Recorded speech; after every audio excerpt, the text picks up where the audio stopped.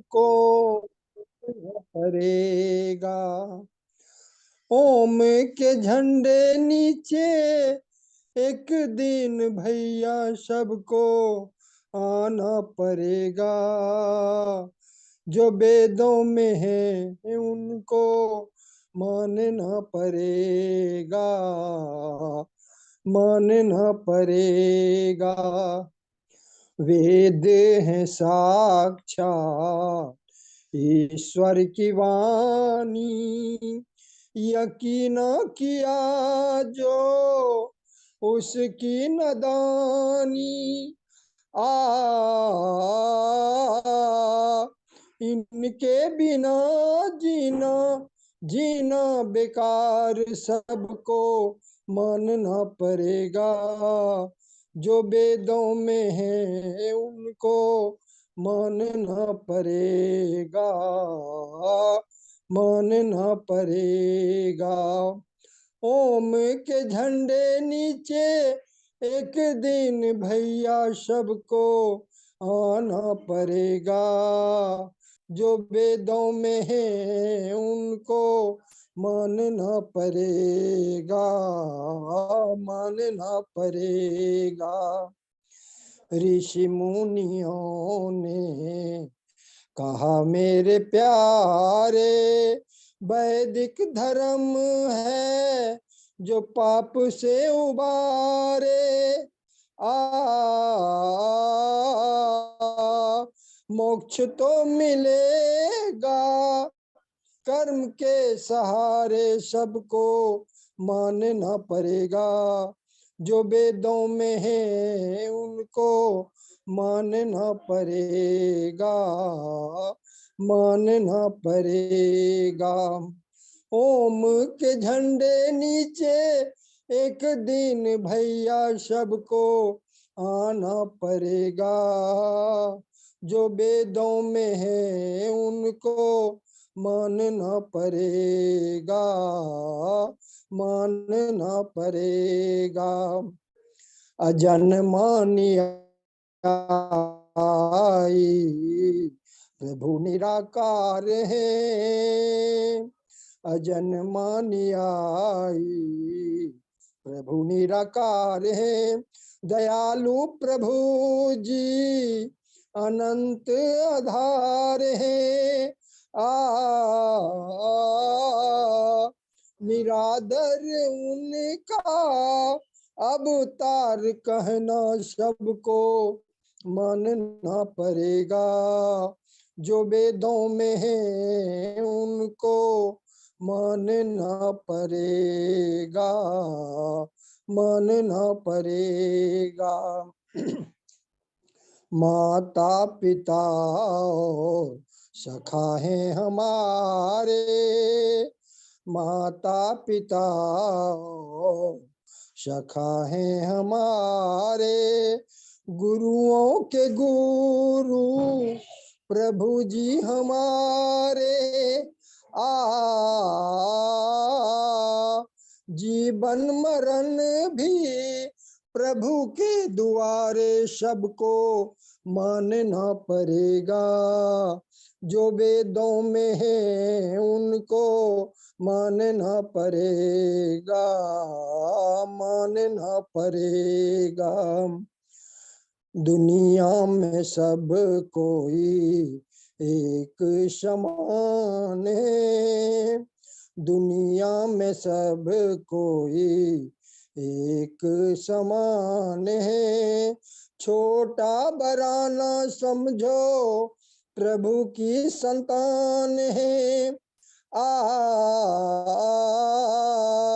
राजा और रंक भी प्रभु ने बनाए, सबको मानना पड़ेगा। जो वेदों में है उनको मानना पड़ेगा, मानना पड़ेगा।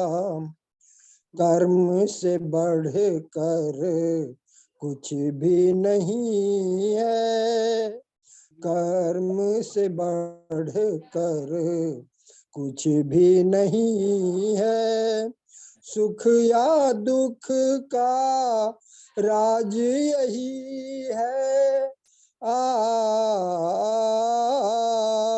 जैसा करोगे फल भी मिलेगा, वैसा सबको मानना पड़ेगा।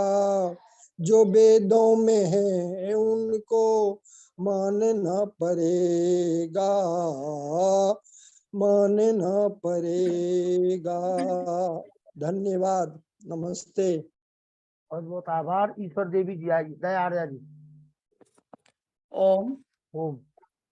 ये जीवन 4 दिन तेरा, तू क्यों फिर पाप करता है। जो सब सुखों का है दाता, नहीं उसको सिमरता है। जो सब सुखों का है दाता, नहीं उसको सिमरता है। एक समय था संकट का, माँ के गर्भ में अटका, सिर नीचे पांव ऊपर रहा 9 महीने लटका। मिली इतनी सजा तुझको, नहीं फिर भी सुधरता है। ये जीवन 4 दिन तेरा, तू क्यों फिर पाप करता है। जो सब सुखों का है दाता, नहीं उसको सिमरता है। करी तन की खूब सफाई, पर मन में लाख बुराई। जीवन है अपना गंदा, पर निंदा करे पराई। करी तन की खूब सफाई, पर मन में लाख बुराई। जीवन है अपना गंदा, पर निंदा करे पराई। मिले कर्मों का फल तुझको, क्यों ठंडी सांस भरता है।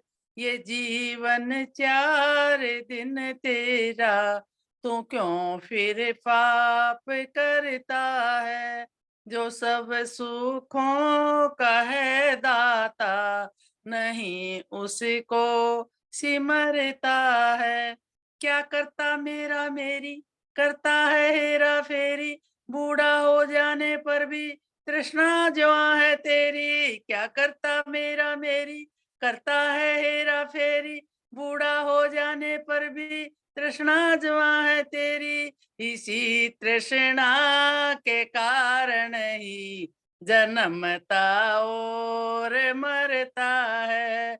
ये जीवन 4 दिन तेरा, तू क्यों फिर पाप करता है। जो सब सुखों का है दाता, नहीं उसको सिमरता है। ना व्यर्था समय गवा तू, ना जग में पाप कमा तू। परमेश्वर की चरणों का सच्चा सेवक बन जा तू। ना व्यर्था समय गवा तू, ना जग में पाप कमा तू। परमेश्वर के चरणों का सच्चा सेवक बन जा तू। परमेश्वर के चरणों का सच्चा सेवक बन जा तू। जो उससे प्यार करता है, वो भव से पार उतरता है। ये जीवन 4 दिन तेरा, तो क्यों फिर पाप करता है। जो सब सुखों का है दाता, नहीं उसको सिमरता है। सभी का अभिनंदन, बहुत बहुत अभिनंदन। डॉक्टर व्यासचंद्र शास्त्री जी, और आज कहीं वो व्यस्त रहे होंगे। आज भारत को समझो अभियान की राष्ट्रीय कार्यकारिणी की मीटिंग थी, और उस राष्ट्रीय कार्यकारिणी की मीटिंग ने सर्वसम्मति से ये निर्णय लिया कि हमारे उस सभा के राष्ट्रीय महासचिव का दायित्व सम्मानित डॉक्टर व्यासचंद्र शास्त्री जी संभालेंगे। तो व्यासचंद्र शास्त्री जी भारतीय इतिहास पुनर्लेखन समिति के राष्ट्रीय महासचिव आज बनाए गए हैं सर्वसम्मति से। आइए, स्वागत है आपका, और आप आमंत्रित करिए अपने राष्ट्रीय अध्यक्ष जी को उद्बोधन के लिए। बहुत बहुत धन्यवाद। ओम स्वस्ति पंथामुचरेम सूर्य चंद्रमसा विव पुनर्दता घ्नता जानता संगमे महि। ओम शांति शांति शांति।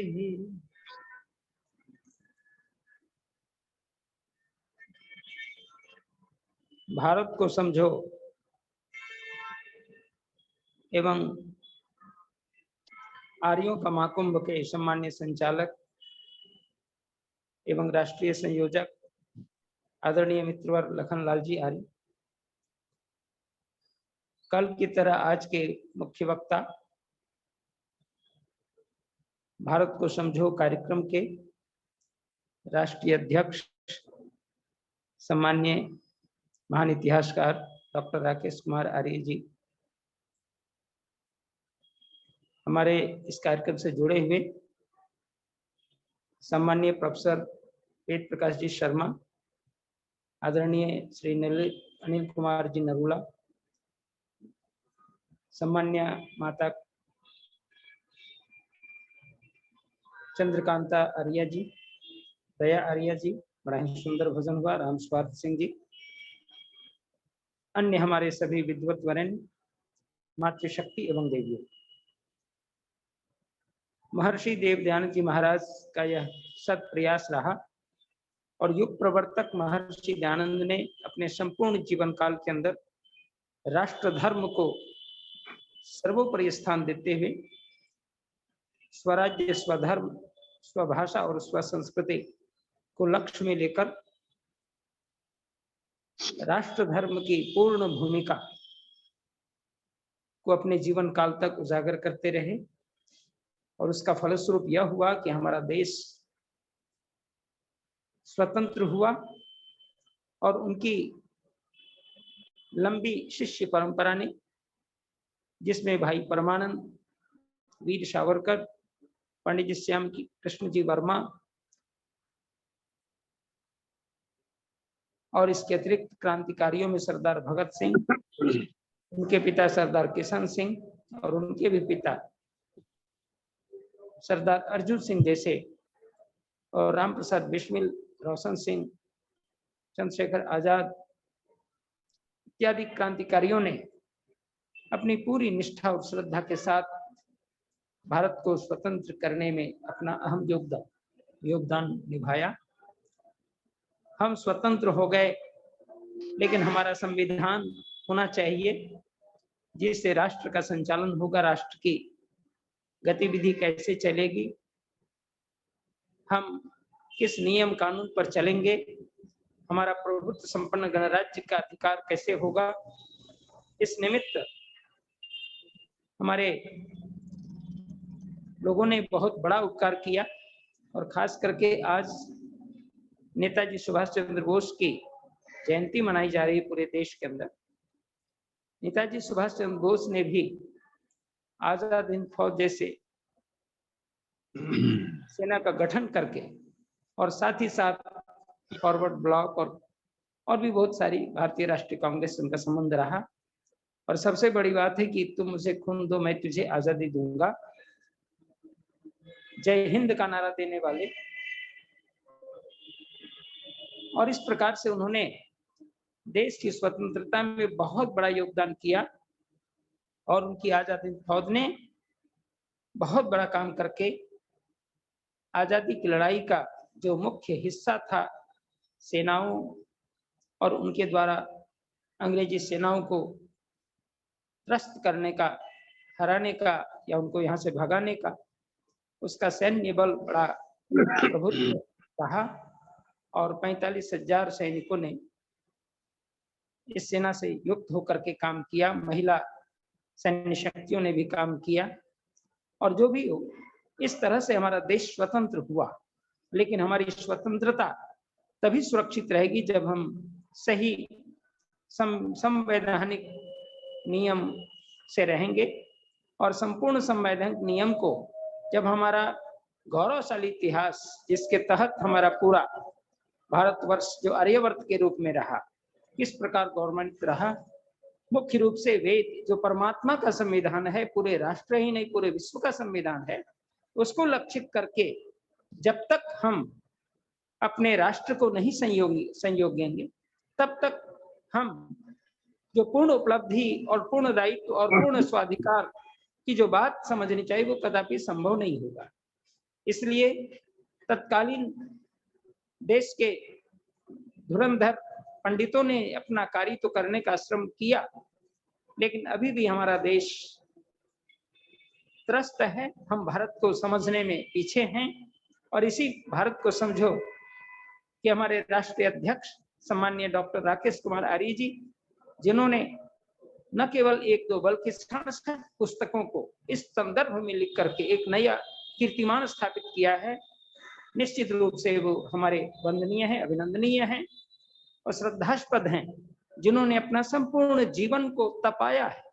जिस प्रकार हमारे राष्ट्र धर्म के सेनानियों ने अपने संपूर्ण जीवन को तपा करके राष्ट्र की समृद्धि और स्वतंत्रता दिलाई, उससे कम हम नहीं आंक सकते जो लेखनी से राष्ट्र की सेवा करते हैं। उस समय के कवि कोविदों ने, सत्य के प्रहरियों ने, धर्म के प्रहरियों ने, राष्ट्र के प्रहरियों ने अपनी कविताओं से देश को अलंकृत किया, सुशोभित किया और इस देश की आजादी में योगदान किया।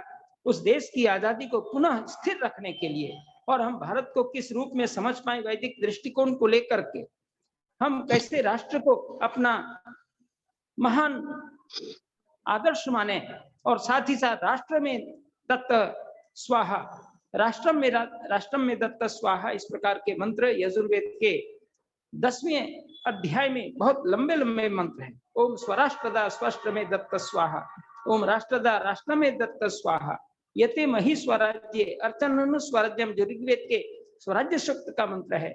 इन सारे संदर्भों को यदि हम लेते हैं तो निस्संदेह हमारा जो संपूर्ण राष्ट्रीय आयाम है वो सुरक्षित और सफल होता है। इसलिए आवश्यकता है उस महाराज मनु के शब्दों में हम उस राष्ट्र धर्म को विश्व धर्म का स्थान दें, क्योंकि हम राष्ट्र न केवल अपने अधिकार क्षेत्र में बल्कि हमारा जो आदर्श है वो पूरे विश्व को मानना चाहिए, क्योंकि विश्व के अंदर आज शांति की बड़ी आवश्यकता है और शांति हमारी शांति पाठ, जिसको बहुत बड़ा आयाम देना होगा पूरे राष्ट्र के संविधान में ही नहीं बल्कि विश्व के संविधान में इसको किसी न रूप में देना होगा।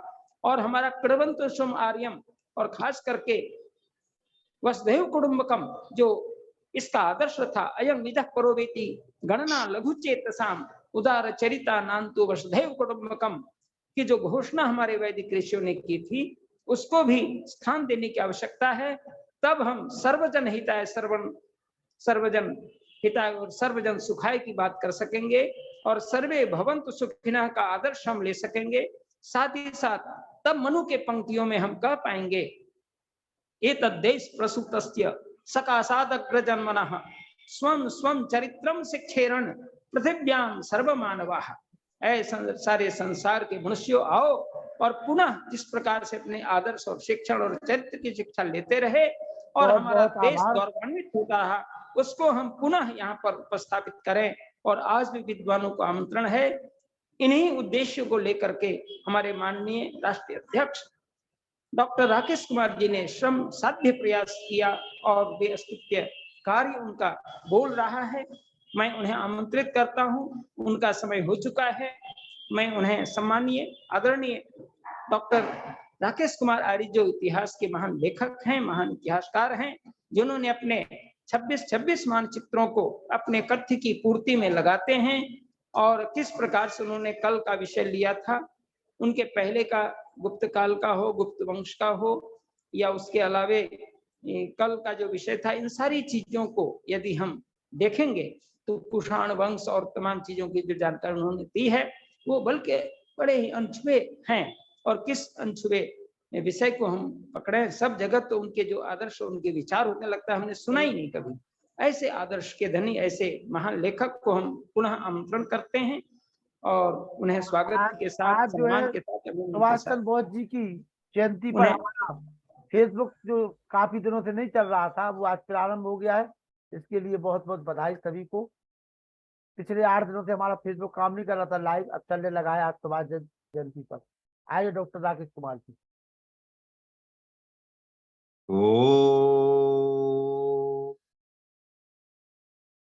वेदाहमेतं पुरुषं महन्तं आदित्यवर्णं तमसः परस्तात् तमेव विदित्वा तिमृत्युमेति नान्य पंथा विद्यते यनाय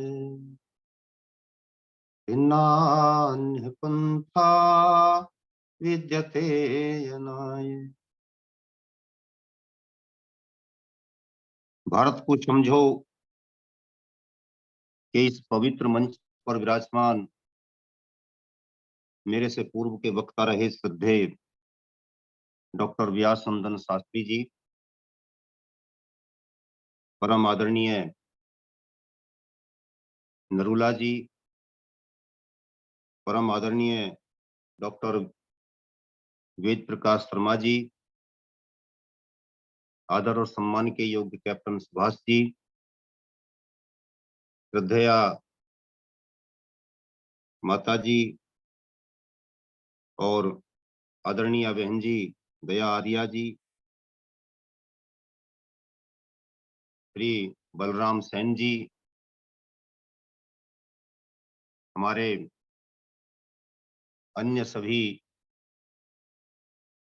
आदरणीय सम्माननीय साथीगण, आज की टीम में सम्मिलित हुए सभी पदाधिकारीगण, जिनमें आदरणीय युद्धवीर सिंह जी भी सम्मिलित हैं, आदरणीय चंद्रशेखर शर्मा जी सम्मिलित हैं। उस समय हमारे व्यासनंदन शास्त्री जी संभवतः कहीं व्यस्त रहे, अन्यथा वह हमेशा उपस्थित रहते हैं। उनको भी मैं, क्योंकि उस समय वह उपस्थित नहीं थे, तो उनकी इस नियुक्ति पर हृदय की गहराइयों से शुभकामनाएं प्रेषित करता हूं, बधाई देता हूं। लोगों ने उनकी क्षमताओं पर विश्वास किया है और उनकी सारी क्षमताओं का सदुपयोग हम कर पाएंगे, ऐसा हमको विश्वास है। इसके अतिरिक्त बहन दया आर्या जी या और जो भी कोई साथी इस संगठन से किसी भी दायित्व को लेकर जुड़ना चाहते हैं, हम उनकी सेवाओं का हृदय से अभिनंदन करेंगे। और राष्ट्रीय उपाध्यक्ष के रूप में हम 2 मिनट रोकेंगे, हमारे बीच में वेद प्रकाश शर्मा जी की नियुक्ति आज हुई है जी जी जी। और हमारे राष्ट्रीय कोषाध्यक्ष के रूप में सम्मानित अनिल नरूला जी, मैं 2 लोगों का परिचय कराना थोड़ा भूल गया था। और चंद्रशेखर शर्मा जी हमारे राजस्थान के प्रभारी हैं और हमारे हरियाणा में युद्धवीर जी पलवल जी, और महिला उसकी जो अध्यक्ष हैं वो है हमारी दया आर्या जी। बहुत अच्छे जी, बहुत अच्छे। आपने अच्छा किया कि मेरी बात को जो है और संक्षेप में कर दिया। मैं आ रहा था उधर कुछ और। चलिए, तो मैं अपने इन सभी सम्मानित पदाधिकारी गण का हृदय से अभिनंदन करते हुए और अन्य सभी साथियों से हृदय की गहराइयों से ये आवाहन और अपील करते हुए कि आप भी स्वेच्छा से अपना दायित्व प्राप्त करें, अपनी उपयोगिता जहाँ के लिए उचित समझते हैं वहां के लिए देने का कष्ट करें। अब आज के विषय पर आते हैं। आज एक ऐसे महानायक का जन्म दिवस है, उसकी जयंती है, जिसके लिए लॉर्ड एटली, जो कि ब्रिटेन के प्रधानमंत्री रहे थे और प्रधानमंत्री उस समय थे जिस समय देश को आजादी मिल रही थी, जब 1965 में वह अपनी एक निजी यात्रा पर भारत में आए तो यहाँ पर उनसे पूछा गया था कि आपने भारतवर्ष को क्यों छोड़ा। बात साफ थी, पूछने वाले का उद्देश्य था कि तब तक ये जो 18 वर्ष बीते थे आजादी के, उनमें ये बात स्थापित हो गई थी कि साबरमती के संत तूने कर दिया कमाल, दे दी हमें आजादी बिना खड़ग बिना ढाल। पूछने वाले ने इस मति भ्रम को तोड़ने के उद्देश्य से प्रेरित होकर कि क्या ये सच है या झूठ है, या इसके पीछे कोई और कारण रहा था कि अंग्रेज यहां से चले गए, ऐसा क्या कारण रहा था कि आपको भारत छोड़ना पड़ा? तब उन्होंने कहा था कि हमने किसी गांधी के गांधीवाद से प्रभावित होकर भारत को नहीं छोड़ा था, बल्कि नेताजी सुभाष चंद्र बोस की आजाद हिंद सेना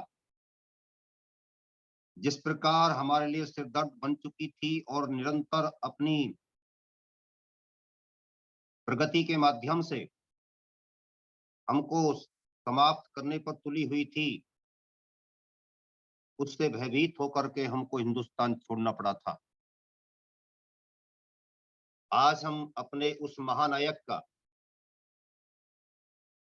जन्म दिवस मना रहे हैं,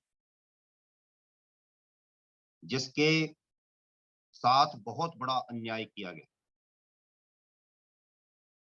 इस देश को इस गाल पर चांटा मारे तो दूसरे को भी कर दो की नीति के तहत ना तो कभी सल्तनत काल के सुल्तानों ने छोड़ा और ना ही मुगल काल के किसी मुगल ने छोड़ा। तो अंग्रेज जो हर स्थान से पिट पिट करके भागे हैं, वो इतने बड़े हिंदुस्तान को साबरमती के संत के कमाल से नहीं छोड़ सकते। इस भ्रांति को दिमाग से निकाल दो। दुनिया के प्रत्येक देश से अंग्रेजों ने जब जब अपना बोरिया बिस्तर बांधा,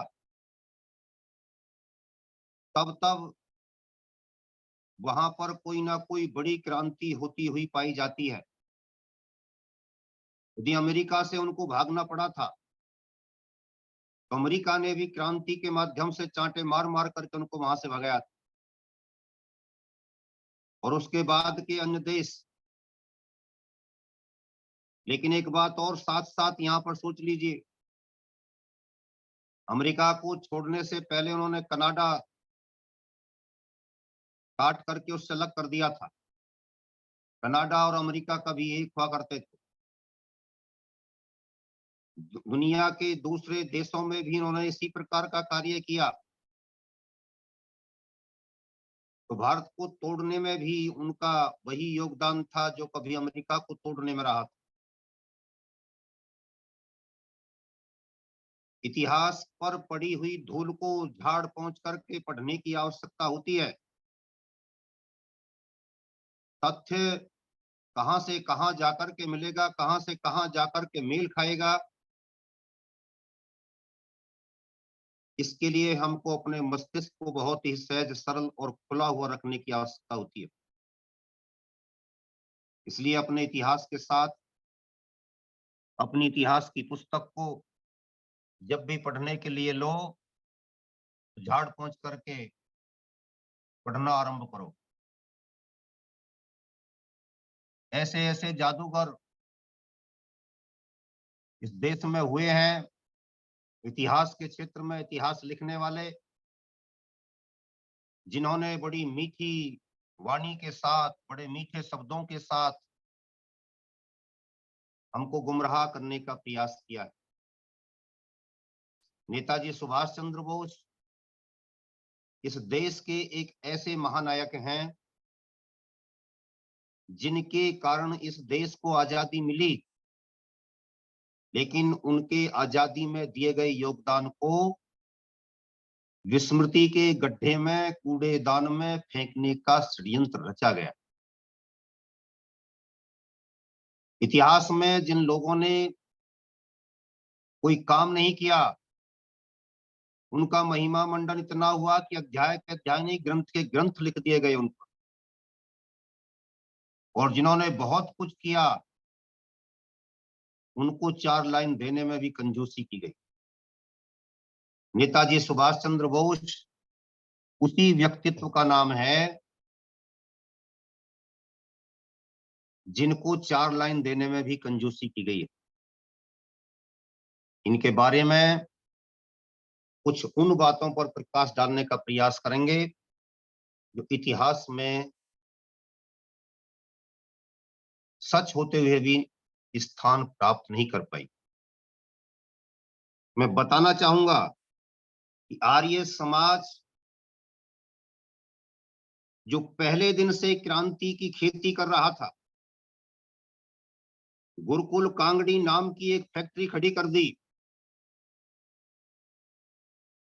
और कह दिया कि जितने क्रांतिकारी चाहिए, जिसके जितने देश के लिए मरने वाले चाहिए, उतने ले लो, और सिर का कोई मोल नहीं, आजादी चाहिए, केवल आजादी।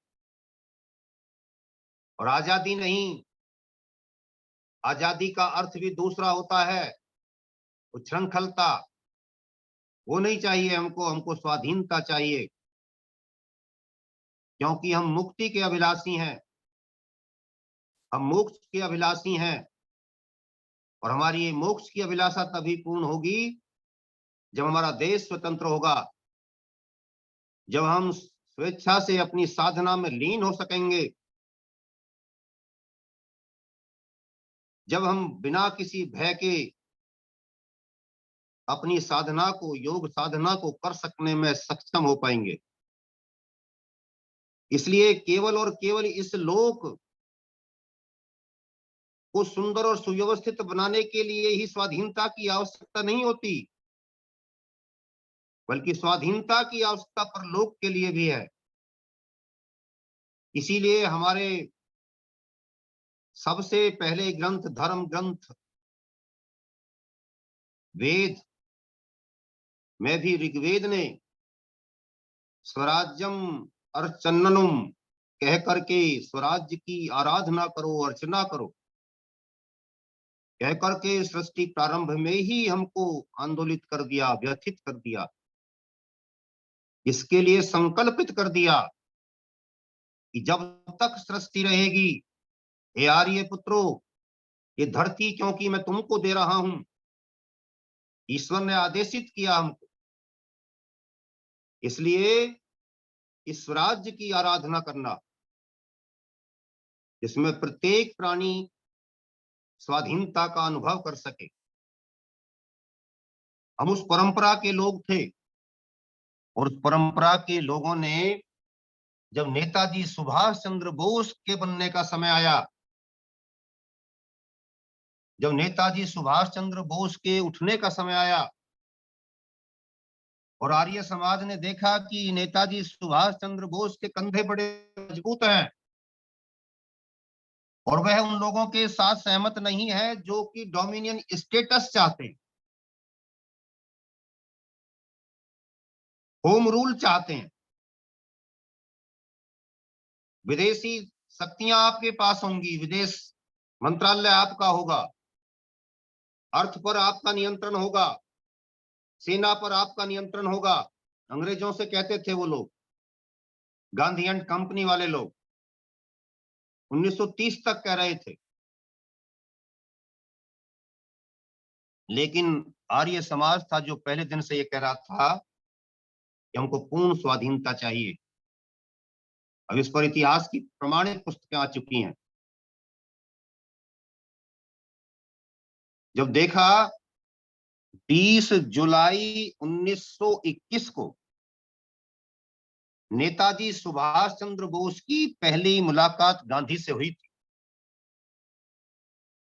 20 जुलाई 1921, और 1921 का ये काल 1929 तक निरंतर एक प्रस्ताव कांग्रेस कमेटी के सामने एक मुस्लिम सदस्य के माध्यम से लाया जाता रहा,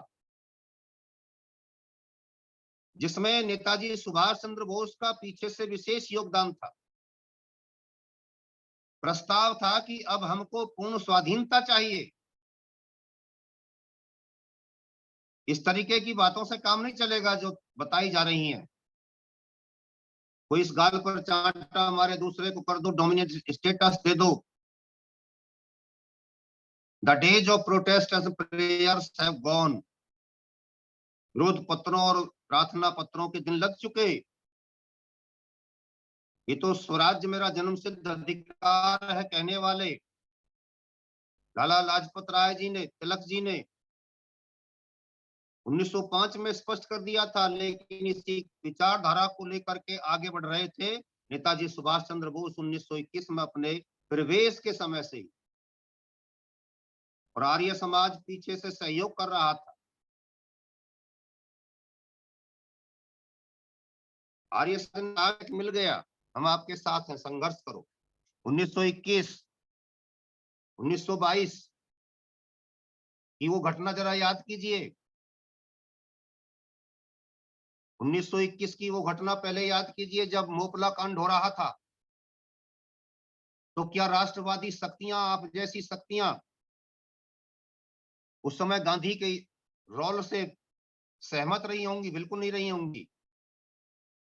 जिस रोल के चलते 25,000 हिंदुओं को उसमें मरवा लिया गया था, क्या आपके पूर्वज, आपकी विचारधारा के लोग जो उस समय रहे होंगे, क्या उनका खून नहीं खोला होगा?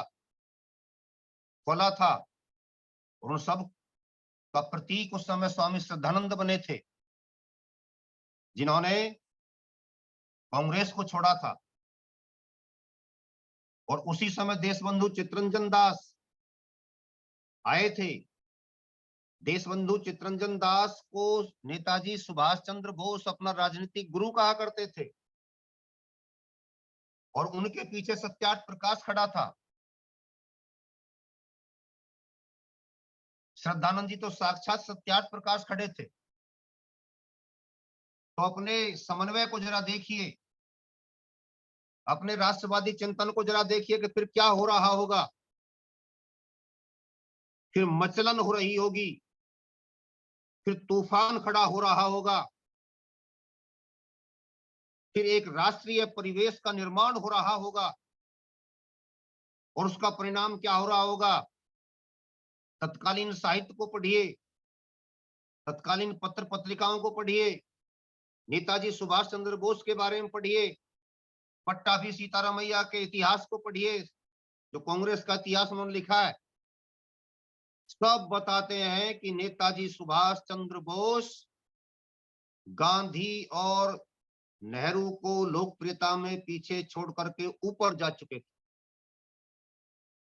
इसका मतलब आप जैसे लोगों का, राष्ट्रवादी लोगों का वर्चस्व उस समय देश में था, जो पूर्ण स्वाधीनता की बात करते थे और आर्य समाज के पूर्ण स्वाधीनता प्राप्ति के संकल्प के प्रति संकल्पित थे, उससे सहमत थे, संतुष्ट थे।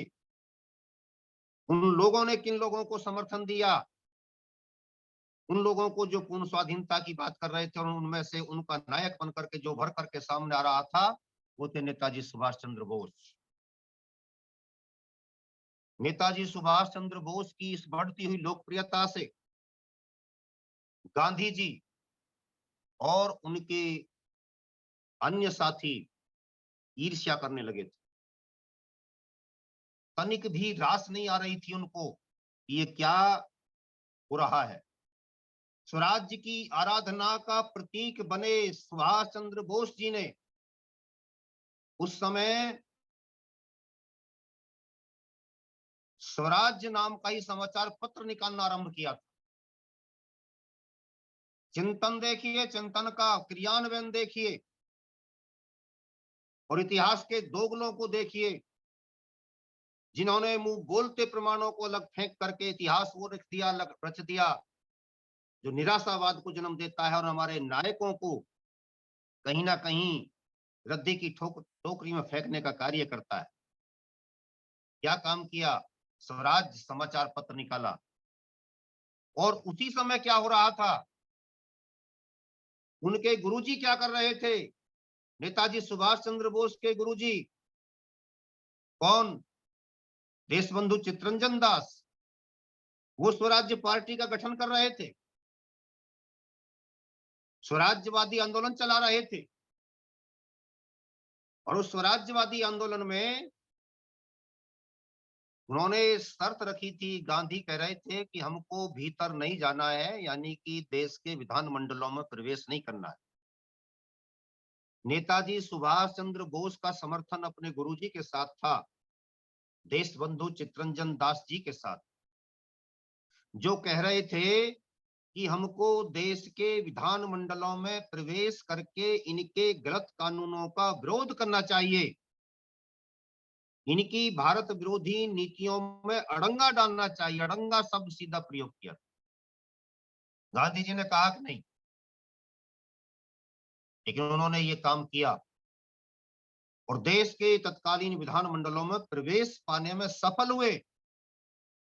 देश के लोगों ने उनको सपोर्ट किया, आप पहुंचिए, हम आपके साथ हैं। उन्होंने जाकर के तो वो स्वराज्यवादी पत्र चला रहे हैं, वो स्वराज्यवादी पार्टी चला रहे हैं। उद्देश्य दोनों का एक है, दोनों गुरु शिष्य हैं। उसी समय स्वामी श्रद्धानंद जी को गोली मारी जाती है, उनकी हत्या की जाती है, और उसी समय ये खेल हो रहे हैं। इन सब खेलों का समन्वय करने की आवश्यकता है। इसके लिए गांधीवाद से प्रेरित नीरसता भरे इतिहास को देश के जनमानस के नजरों से ओझल करने की आवश्यकता है। इसके लिए भी आपका भारत को समझो अभियान कारगर भूमिका निभा सकता है। क्या था भारत, कैसे मिटाया गया भारत को, कैसे भारतीयता की संवेदनाओं के साथ खिलवाड़ किया गया, उसकी आत्मा के साथ खिलवाड़ किया गया, ये उजागर करना हमारा आपका सबका काम है, सामूहिक काम। उन्होंने अखिल भारतीय युवा कांग्रेस के राष्ट्रीय अध्यक्ष का दायित्व भी निभाया था। 1930 में वह मेयर भी बने थे कलकत्ता के। द इंडियन स्ट्रगल पुस्तक लिखी थी। इसमें 1921 से 1942 तक के बीच के 21 वर्ष पर उन्होंने गंभीरता से चिंतन प्रस्तुत किया था। कुल मिलाकर के ये प्रेरणा उन्हें कहां से मिली? ये उस सावरकर से मिली थी जिन्होंने 1907 में ब्रिटेन में बैठ करके भारत हाउस में, इंडिया हाउस में बैठ करके भारत के प्रथम स्वतंत्रता आंदोलन का, भारत के स्वाधीनता के प्रथम आंदोलन 1857 की क्रांति का इतिहास लिखा। उस प्रेरणा को उन्होंने अपने इस शिष्य के लिए इसके दिमाग में भरा, और जो राष्ट्रवादी आंदोलन उस समय हुआ था, आज आप हम जैसे लोगों के लिए द इंडियन स्ट्रगल नाम की वह पुस्तक बहुत प्रेरक हो सकती है, जिसमें सच्चे इतिहास को, सच्ची घटनाओं को तथ्यात्मक आधार पर वर्णित किया गया। लेकिन यहाँ तो भारत एक खोज चलती है, नेहरू के द्वारा लिखी गई, जिसमें दोगली बात है, दोगला इतिहास सारा भरा गया है। 1925 में जब वह तूफान मचा रहे थे राष्ट्रीय स्तर पर, राष्ट्रीय पटल पर, तो अंग्रेजों ने उनको गिरफ्तार किया और जेल में भेज दिया। मांडले जेल उस समय प्रमुख हुआ करती थी, मांडले जेल में भेजा। 1927 में उनको रिहा कर दिया गया, जेल से बाहर आ गए। लेकिन जो चीज दिमाग में घुस चुकी थी, जो एक नैरेटिव सेट हो चुका था, उसको कोई हटा नहीं सकता। फिर उसके लिए आकर के और भी धूम धड़ाके के साथ काम करना आरंभ किया। और जब देश की जनता ने देखा कि नेताजी जेल में रहने के बाद तो और बड़े नेता हो गए हैं, तो जय जयकार के साथ स्वागत होने लगे पूरे देश में। उस समय के मानचित्र देखिए आप, लोग जय जयकार करके कंधों पे उठा करके सुभाष को ले जा रहे हैं, नेहरू बहुत पीछे हैं। युवा तुर्क के रूप में अपना स्थान प्राप्त करने में सफलता प्राप्त की। उन्होंने गांधी जी की अहिंसावादी नीतियों में पहले दिन से ही विश्वास नहीं रखा। गांधी जी के कहने से कांग्रेस में आए, लेकिन गांधी जी की अहिंसावादी नीतियों को देश की आजादी को लाने में सहायक नहीं माना और पहले दिन से उनकी खिलाफत करनी आरंभ की, मुखालफत करनी आरंभ की, उनका विरोध करना आरंभ किया। उन्होंने स्पष्ट किया कि देश की आजादी के लिए बल प्रयोग की आवश्यकता है और बिना बल प्रयोग किए हम देश को स्वाधीन नहीं कर पाएंगे। उनका चिंतन स्पष्ट था कि वह गांधीवादी नहीं थे, वह राष्ट्रवादी थे, क्रांतिकारी थे, वह जननायक थे और देश के नायक थे। वह राजभक्त नहीं थे, राष्ट्रभक्त थे और राष्ट्रभक्त होने के कारण देश के लोगों के दिलों पर शासन करते। यही कारण था कि देश के लोग उनके साथ खड़े होते थे। 1938 में अपनी लोकप्रियता के चलते कांग्रेस के लोगों ने उन्हें देश का प्रधानमंत्री बनाया। आप चौंकेंगे, माननीय नरूला जी मेरी बात से सहमत होंगे। उस समय कांग्रेस के अध्यक्ष को प्रधानमंत्री कहा जाता था, इसलिए वो देश के प्रधानमंत्री बने। लेकिन इससे बड़ी उपलब्धि तो आगे जाकर के प्राप्त की। ऐसे प्रधानमंत्री तो और भी बहुत बन चुके थे कांग्रेस में, परंतु 38 में अपनी लोकप्रियता के चलते कांग्रेस के अध्यक्ष बने। 39 में गांधी ने कहा कि इस बार नहीं बनने दूंगा। नेताजी सुभाष चंद्र बोस क्रांतिकारी थे, खड़े हो गए। आप कौन होते हो मुझको रोकने वाले? जनता मेरे साथ होगी, लोग मेरे साथ होंगे तो मैं अध्यक्ष बनूंगा। इससे ये बात पता चलती है कि कांग्रेस के लोग भी गांधी की गांधीवादी नीतियों से सहमत नहीं थे, संतुष्ट नहीं थे। तभी तो वो आंदोलन कर रहे थे और आंदोलन में एक ऐसे नेता को आगे ला रहे थे जो वास्तव में देश का नायक था। 38 के बाद 39 में भी उनको कांग्रेसियों ने अपना नेता माना, नेता चुन करके राष्ट्रीय अध्यक्ष बना दिया। लेकिन 1921 के कांग्रेस के अधिवेशन में गांधी जी एक प्रस्ताव लाने में सफल हो गए थे। मैंने पूर्व में भी उल्लेख किया है इस बात का कि कोई भी व्यक्ति मेरी अंतिम राय को यदि स्वीकार नहीं करेगा तो मैं कांग्रेस छोड़ दूंगा,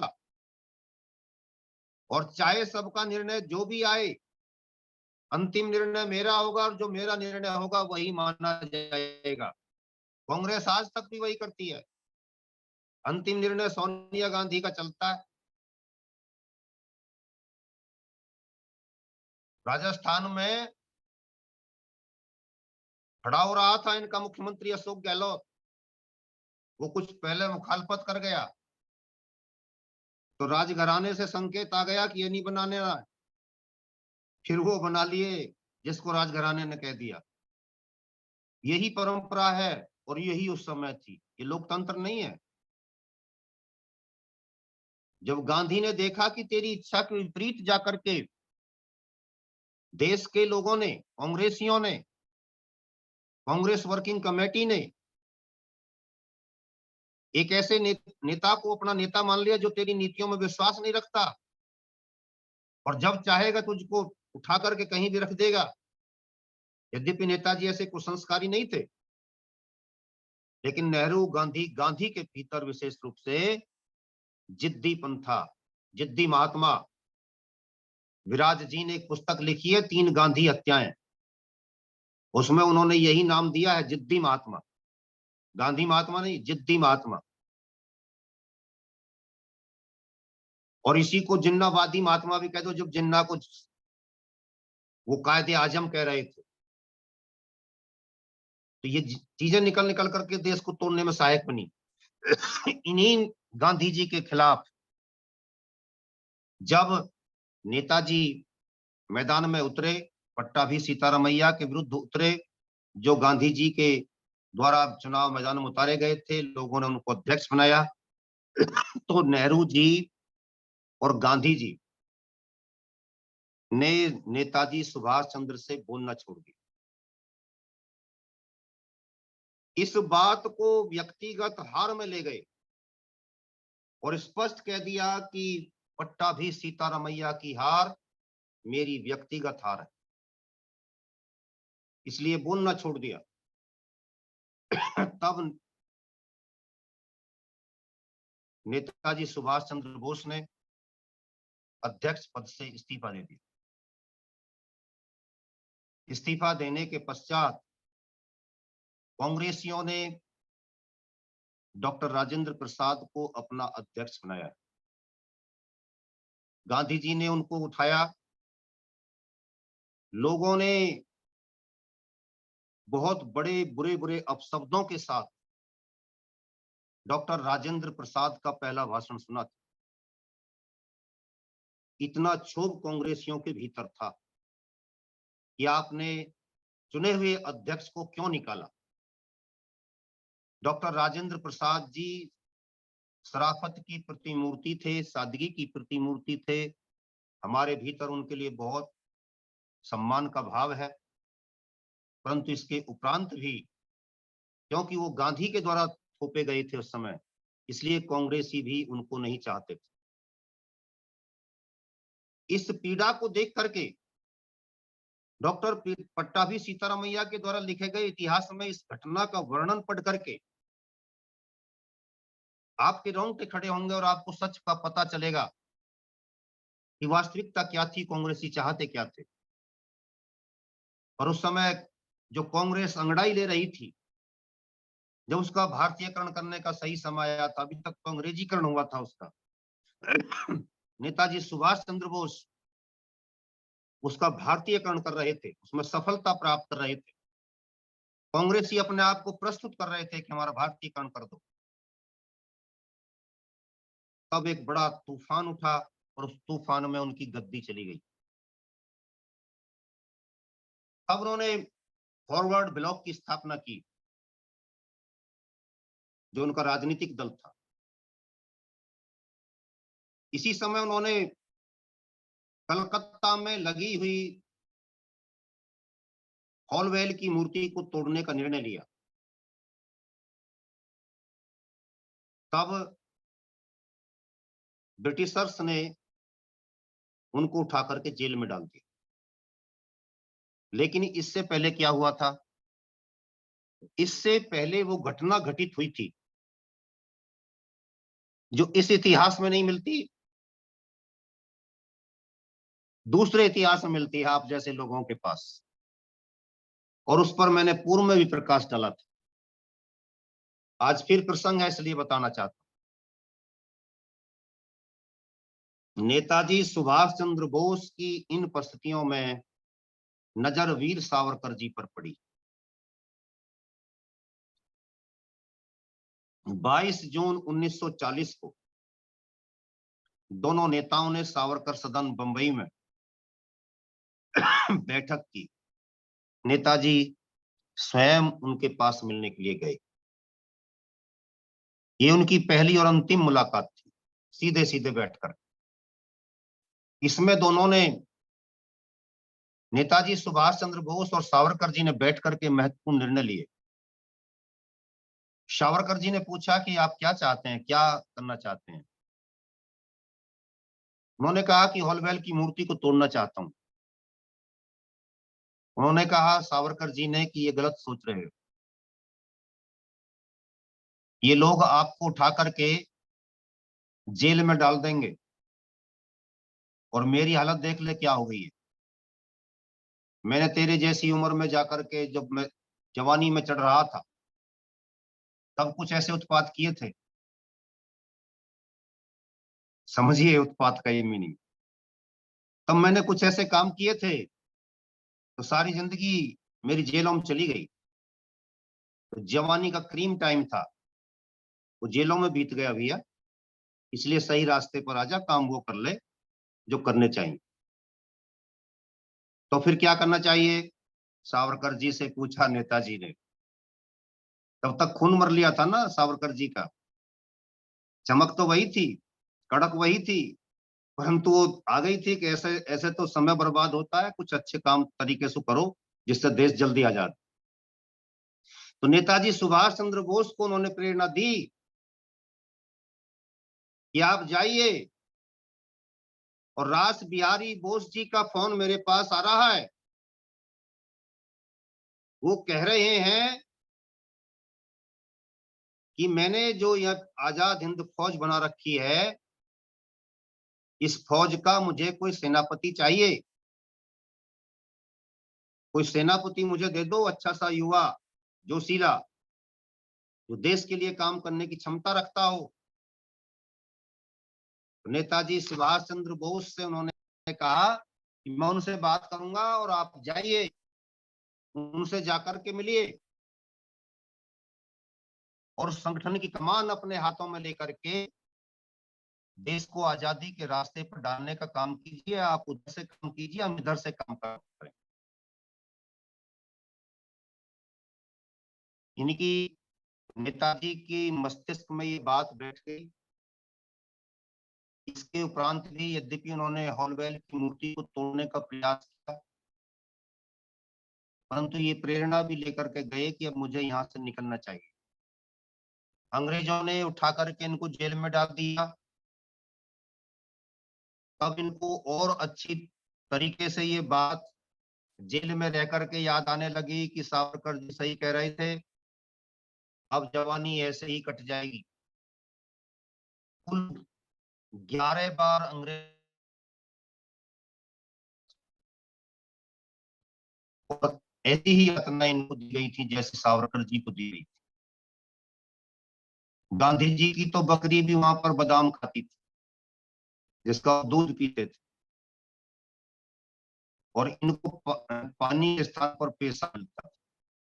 सावरकर जी जैसे लोगों को विशेष रूप से अंतर देख लीजिए, राजभक्तों का और राष्ट्रभक्तों का कितना कितना भारी अंतर था। तो इसके बाद नेताजी सुभाष चंद्र बोस ने जेल में आमरण अनशन कर दिया। गांधी के आमरण अनशन तो बहुत पड़े होंगे, लेकिन नेताजी के आमरण अनशन नहीं पड़े होंगे, ना उसका परिणाम पड़ा होगा। नेताजी ने आमरण अनशन किया तो लॉर्ड लिनलिथगो, जो वायसराय था भारत का, उसने कहा इसको छोड़ दो, कुछ समय के लिए घर पे ले जाकर नजरबंद कर दीजिए। वो हम नहीं चाहते कि जेल में मर जाए, वरना तो अपने घर आकर के मर जाए। नेताजी ने सोचा कि आधा काम तो हुआ, नजरबंदी में आ गया, कोई बात नहीं। वहां पर पुलिस बैठा दी गई। पिछले दिनों उस स्थान को देखने का सौभाग्य प्राप्त हुआ। ऊपर के कमरे में ये रहते थे कलकत्ता में, जो इनका अपना पैतृक मकान था, उसमें वहां पर रहते हुए इनके भतीजे शिशिर बोस लिखते हैं, एक दिन ये बड़े मायूस होकर के मेरे पास बैठे हुए थे। इन्होंने अपना कंधा मेरे सिर पर रख दिया, सिर को मेरे कंधे पर रख दिया और बोले कि मेरा एक काम करेगा। शिशिर बोस ने कहा कि बिल्कुल करूंगा, आगा पीछा सोचा कि कौन सा काम करता है वो।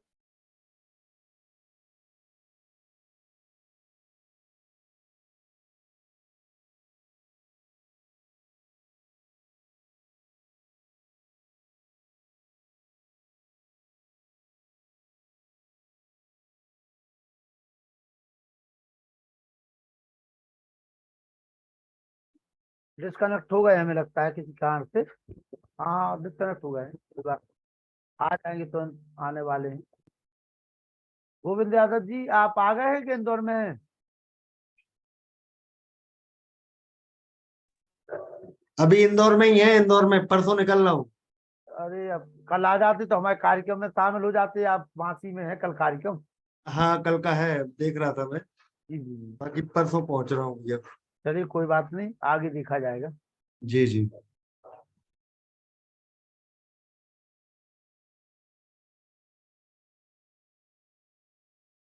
शास्त्री जी आ जाइए, तब तक भाई साहब आते हैं। कहीं सफर में है क्या शास्त्री जी?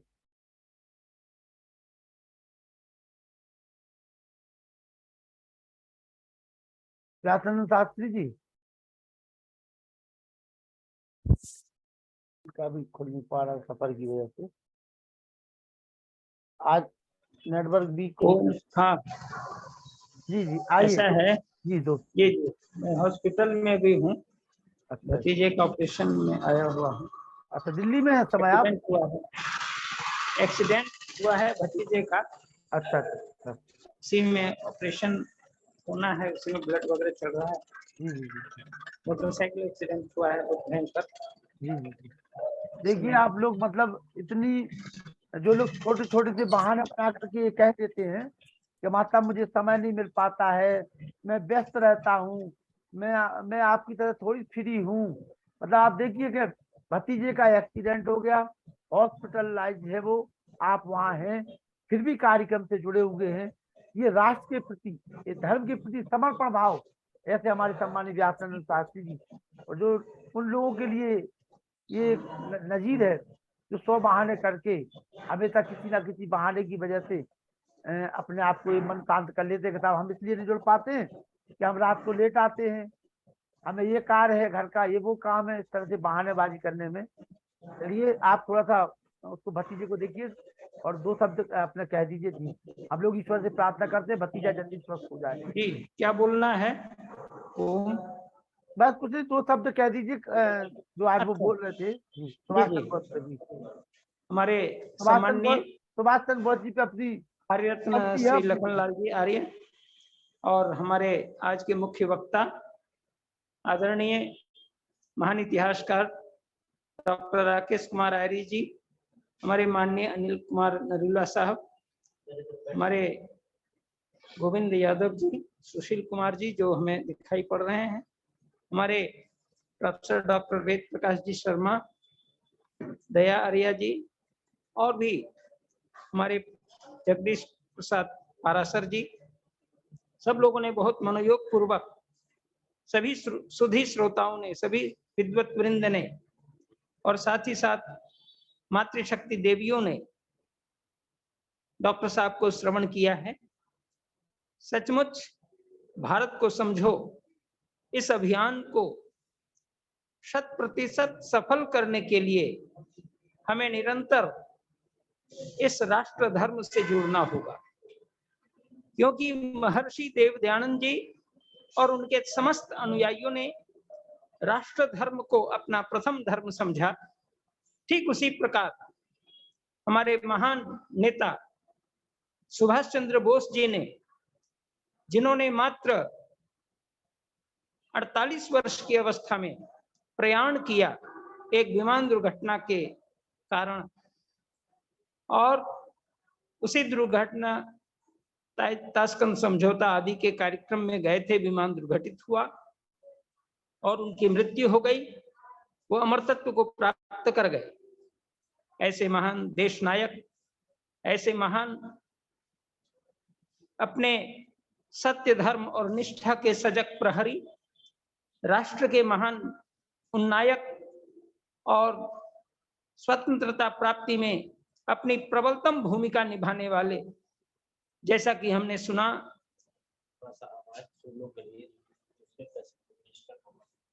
महात्मा गांधी और पंडित जवाहरलाल नेहरू की से भी वो आगे बढ़ गए और वे सभी उनसे इस प्रकार से इस चीज को समझने लगे और उनसे जलने भी लगे। आज आवश्यकता है कि जो व्यक्ति आगे बढ़ता है उसकी उस समय भी टांगे खींची जाती थी, आज भी खींची जाती है। ये मानव का कमजोर पक्ष है, लेकिन जो महान होते हैं वे उसमें रुकते नहीं, बल्कि वो अपने दिन निम ध्वनि के साथ अपनी यात्रा को अंतिम मंजिल तक आयाम को पुष्ट करते हैं और देश को स्वतंत्रता दिलाने में अपनी अहम भागीदारी निभाते हैं। ऐसी कड़ी में हम महान राष्ट्रवीर और महान नेता जिन्होंने उद्घोष किया तुम मुझे खून दो मैं तुझे आजादी दूंगा, जय हिंद का नारा देने वाले ऐसे महान नायक ने हम सबों को उद्वेलित किया और तथाकथित जितने भी उनके समय के समकालीन थे सबों ने इस सत्य को समझा और उनके पथिक बने अंततः। लेकिन दुर्भाग्यवशात उनके समय देश आजाद नहीं हो सका। अगर वे होते तो 47 हमें देखना नहीं पड़ता, शायद 43-44 में ही हम आजाद हो जाते। इसलिए उन्होंने कई जगह राष्ट्र ध्वज को भी फहराया, जो उस समय का ध्वज था, यही ध्वज था तिरंगा, और उस चीज को उन्होंने फहराया था और फहरा करके सत्य को सबके सामने प्रकट किया था। और आजाद हिंद फौज ने इतनी लड़ी कि अंग्रेजी सेनाओं को बिल्कुल मुंह की खानी पड़ी थी, जहां जब उनकी सेनाएं कमती चली गईं, और इसी से वो त्रस्त होकर के भारत को छोड़ने का मन बना लिया था। ओम निसंदेह। आइए डॉक्टर शर्मा जी, डॉक्टर राकेश कुमार जी। जी, तो मैं बता रहा था कोई प्रॉब्लम बीच में आई शायद इसमें जो है, क्षमा चाहता हूं उसके लिए। मैं बता रहा था कि शिशिर जी ने किस प्रकार से उनके बारे में बताया कि उन्होंने मेरे से कहा कि मुझको देश से निकालने में मदद कीजिए। उन्होंने वह व्यवस्था की और उनकी माँ को भी इस बात की सूचना नहीं दी गई कि आज इनको रात में देश से निकाल दिया जाएगा। हमने उस स्थान को देखा, उनको रात्रि में 1 बजे के बाद उनकी वह गाड़ी आज भी उनके आवास पर खड़ी है। आप में से जिन जिन सज्जनों ने देखी होगी बड़ा अच्छा लगता होगा। उससे उनको रात में वहां से निकाला गया और वहां से चल करके वह दिल्ली आते हैं। दिल्ली से वहां से रेल से आए दिल्ली से फिर वो पेशावर की तरफ जाते हैं। पेशावर में जाकर के उनको एक अंग्रेज हिंदुस्तानी मुसलमान सिपाही ने पहचान लिया जब वह तांगे से किसी होटल के लिए जा रहे थे। परंतु वह देशभक्त मुसलमान था सिपाही, और उन्होंने उनके उस राज को राज रहने दिया। उनके साथ जाकर के उनकी पूरी व्यवस्था करवा करके वह व्यक्ति वहां से लौट आए। तब वह पेशावर में फिर उनको एक मुस्लिम सिपाही दूसरा मिलता है। वो बताते हैं उन संस्मरणों में कि वहां पर नेताजी को अपनी कुछ कीमती चीजें उसको देनी पड़ी थी। उनके कुछ साथियों ने भी सहायता की थी और पैसा दे करके उस आदमी का मुंह बंद करके मुस्लिम सिपाही का, वहां से वह आगे के लिए निकले। मास्को होते हुए अंत में जाकर के जर्मनी में हिटलर से मिले। लेकिन इससे पहले एक घटना और घटित होती है। जब वह वहां जा रहे थे उससे पहले आर्य समाज लाहौर में वह एक विशेष कार्यक्रम में उपस्थित हुए थे, नेताजी सुभाष चंद्र बोस। इस बात को प्रचलित इतिहास नहीं कहता, परंतु भारतीय स्वतंत्रता संग्राम में आर्य समाज का विशेष योगदान नाम की जो पुस्तक मैंने आपको बताई थी कि वो आपके पास अवश्य होनी चाहिए। भारतीय स्वतंत्रता संग्राम में आर्य समाज का विशेष योगदान, ये पुस्तक का नाम है। इसमें नेताजी सुभाष चंद्र बोस के बारे में लिखा गया है, प्रामाणिकता के आधार पर लिखा गया है। बताया गया है कि राज्यपाल एंड सन्स दिल्ली में लाहौरी गेट के पास में इनकी दुकान आज भी होती है, पुस्तकों के विक्रेता हैं। आजादी से पहले इनकी ये पुस्तकों की दुकान, प्रकाशन लाहौर में हुआ करता था। और रंगीला रसूल को लिखने वाले महाशय कृष्ण जी इसके संस्थापक हुआ करते थे। नाम से ही स्पष्ट है, रंगीला रसूल। रंगीले रसूल की उस पुस्तक के आधार पर ही महाशय कृष्ण जी का बलिदान हुआ था। तो महाशय कृष्ण जी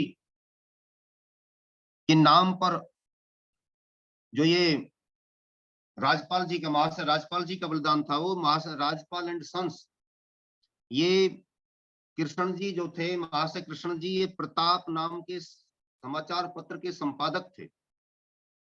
और वह प्रताप नाम का जो समाचार पत्र था, उस समय क्रांति की आग लगा रहा था, क्रांति का प्रतीक बन चुका था।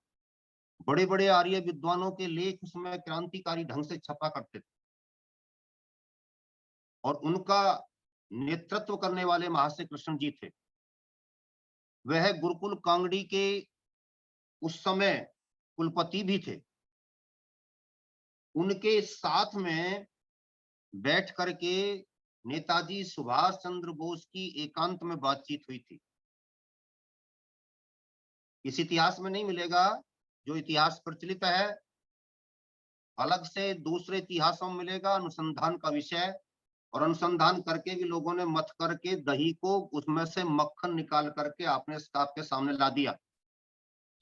तो उसमें महाशय कृष्ण जी कहते हैं नेताजी सुभाष चंद्र बोस से, सुना है सावरकर जी ने आपको देश से बाहर जाकर के सेना बनाने के लिए आदेशित किया है, निर्देशित किया है। वो जो बात थी जो अभी तक हमने पहले किसी कार्यक्रम में भी आपके समक्ष रखी थी, आज फिर रख रहा था, उसकी पुष्टि यहां से होती है कि 22 जून 1940 को जो दोनों नेता सावरकर सदन में बैठ करके योजना बना रहे थे, वो देश के बड़े बड़े लोगों के, बुद्धिजीवी लोगों के, क्रांतिकारियों के कानों कान बात चली गई थी कि कहीं ना कहीं कोई दाल पक रही है, खिचड़ी पक रही है। उस खिचड़ी का संकेत जब महाशय कृष्ण जी के पास पहुंचा, तो लाहौर में पहुंचने पर नेताजी सुभाष चंद्र बोस से उन्होंने उसकी पुष्टि करवाई कि क्या दोनों आप इस तरीके की योजना बना रहे हो, क्योंकि दोनों समान स्तर के थे और दोनों के भीतर एक ही संवेदना काम कर रही थी, एक ही आग दहक रही थी देशभक्ति की, देश को आजाद कराने की। इसलिए नेताजी सुभाष चंद्र बोस ने बिना किसी लाग लपेट के तो छुट्टी होगी जन्ना कर एक ही शब्द में उनकी बात का उत्तर दे दिया और कह दिया कि जी, यानी हाँ, मुझे ऐसा निर्देश उनके द्वारा प्राप्त हुआ है। ये बात सुनकर के उन्होंने फिर आगे कहा महाशय कृष्ण जी ने, ये लीजिए, आर्य समाज की ओर से हम आपको 10,000 रुपए इस कार्य के लिए थैली के रूप में देते हैं। ये आर्य समाज की 1940 में राष्ट्रवादी क्रांतिकारी आंदोलन के लिए बहुत बड़ी देन थी।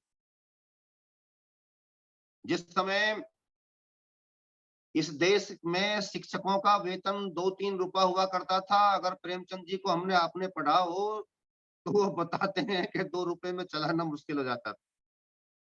और उस समय 10,000 रुपए इकट्ठा करना और ऐसे निकाल करके दे देना कि जाओ काम करो, ये बहुत बड़ी बात थी उस समय।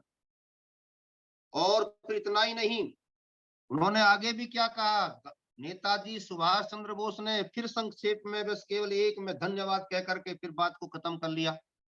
फिर उन्होंने आगे कहा कि गुरुकुल कांगड़ी का प्रत्येक ब्रह्मचारी आजाद हिंद फौज का सैनिक है। जब भी आप आह्वान करेंगे, जब भी हमारे लखनलाल आर्य जी की तरह संयोजन का काम करेंगे, तभी हम कह देंगे ले जाओ जितनी फौज चाहिए, ये सारे आपकी सेना के सैनिक होंगे। ये था देशभक्ति का आलम, ये था आर्य समाज का योगदान। और तब नेताजी सुभाष चंद्र बोस ने जो कहा था वो भी आपके इतिहास में स्वर्णिम अक्षरों से लिखे जाने योग्य है। उन्होंने कहा था कि आर्य समाज तो मेरी माँ है। नेताजी सुभाष चंद्र बोस ने कहा था आर्य समाज मेरी माँ है।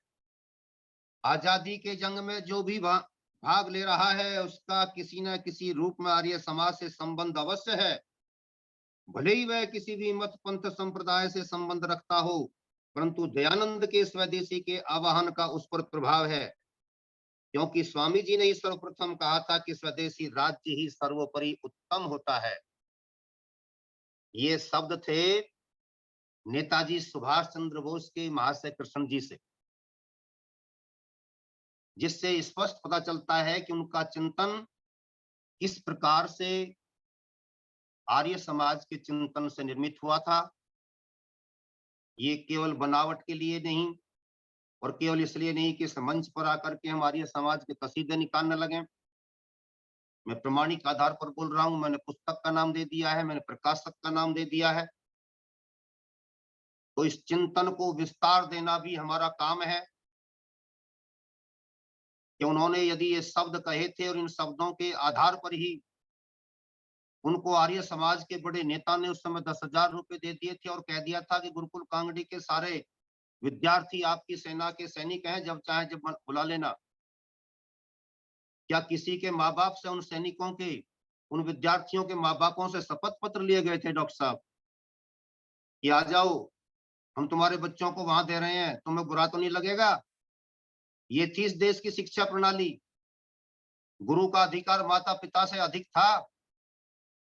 गुरुकुल का कुलपति बिना माता पिता की सहमति के बिना उनसे शपथ पत्र लिए ये कह रहा कि मैंने तुम्हारे बच्चे बिना पैसा लिए गर्दन कटवाने के लिए उस सेना में भर्ती कर दिए। बोलो सहमत हो कि नहीं सहमत हो? पूछा नहीं, क्योंकि सबको मालूम था कि सब तैयार बैठे मेरा बेटा ले जाओ।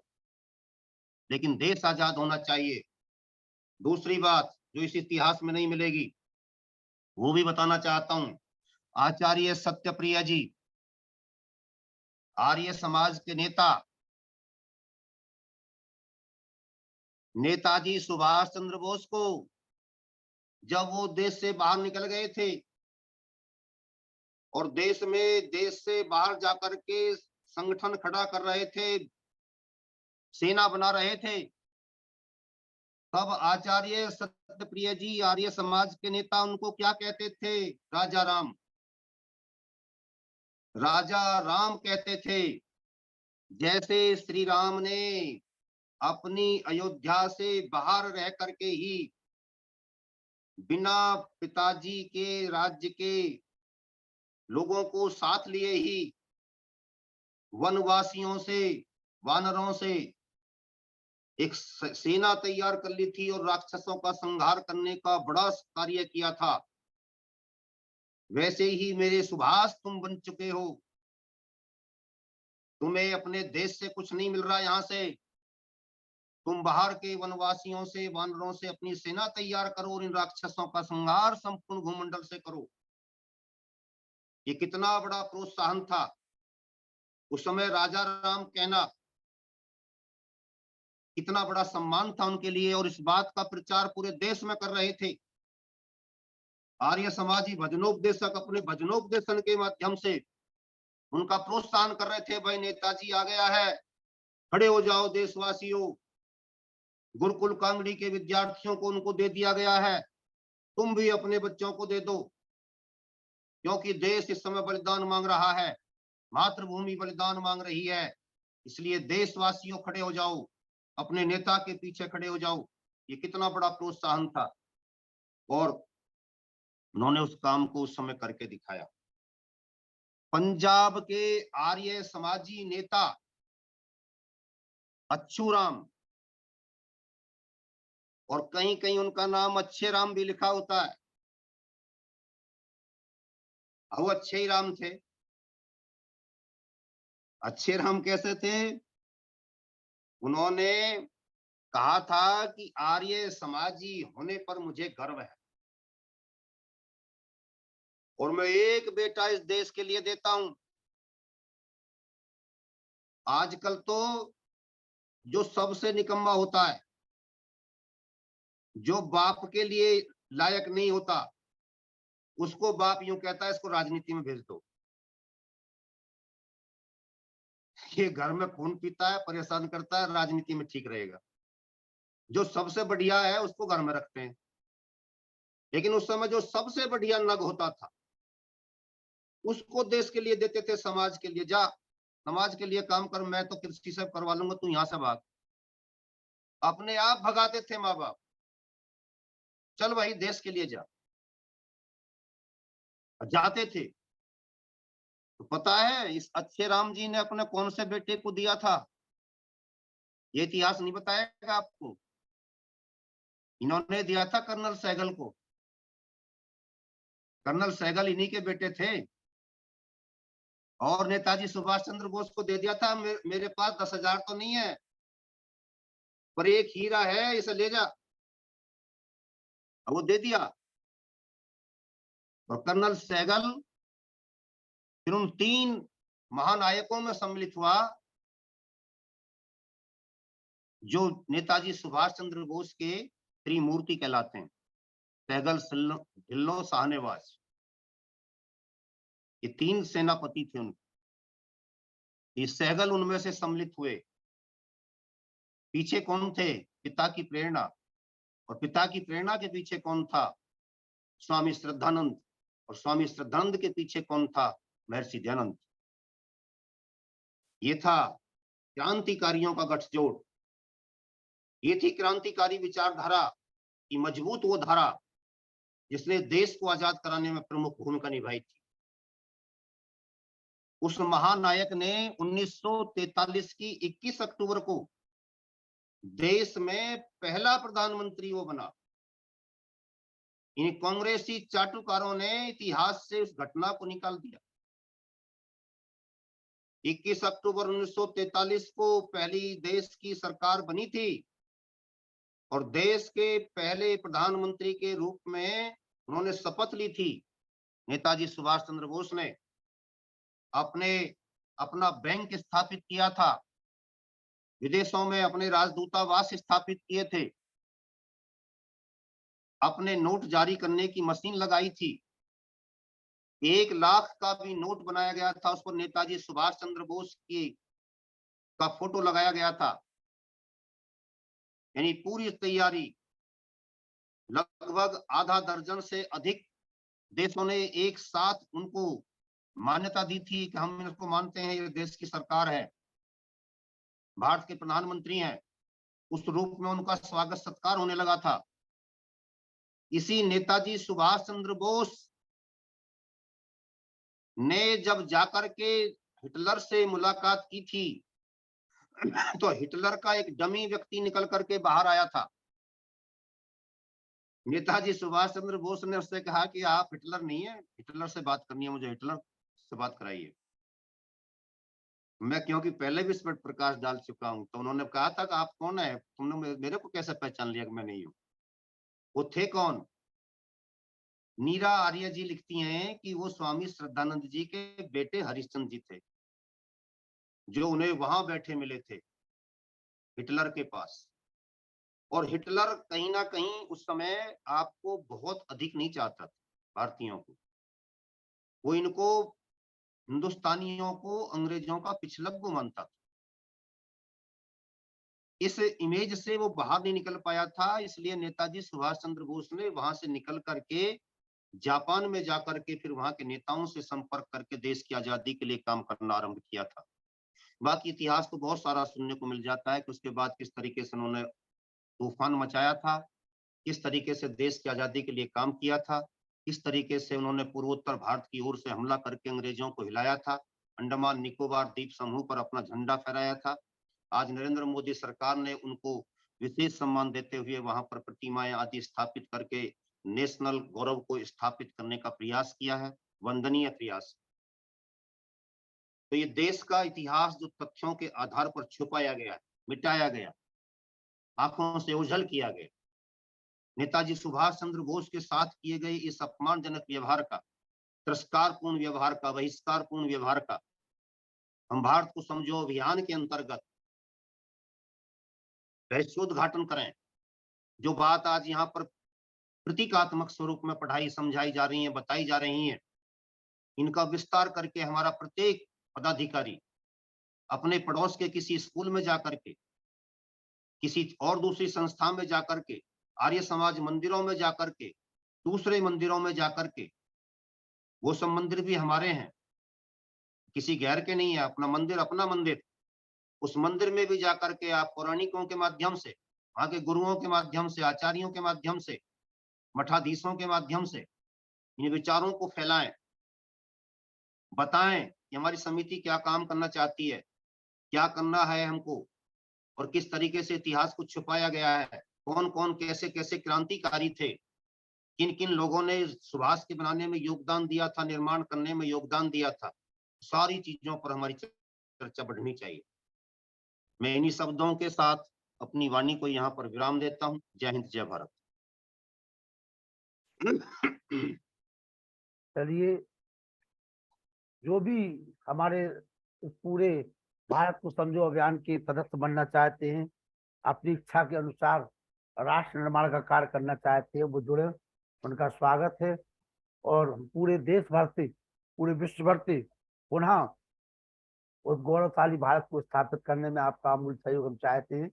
कैप्टन सुभाष चंद्र जी, आइए 2 शब्द कहें आज के व्याख्यान के ऊपर। 2 शब्द कैप्टन सुभाष चंद्र जी।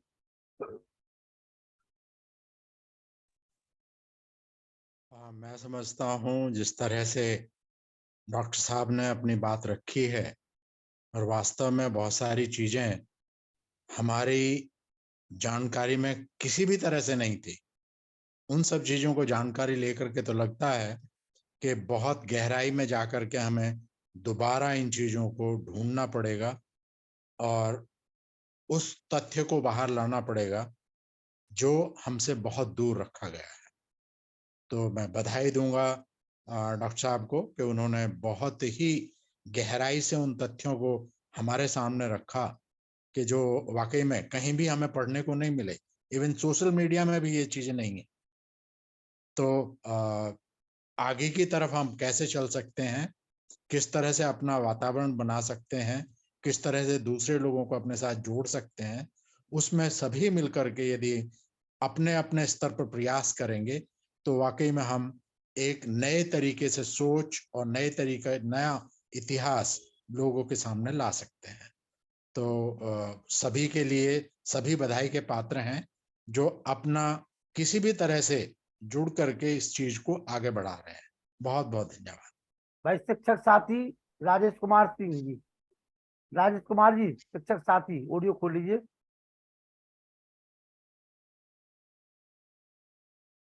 जी राजेश जी।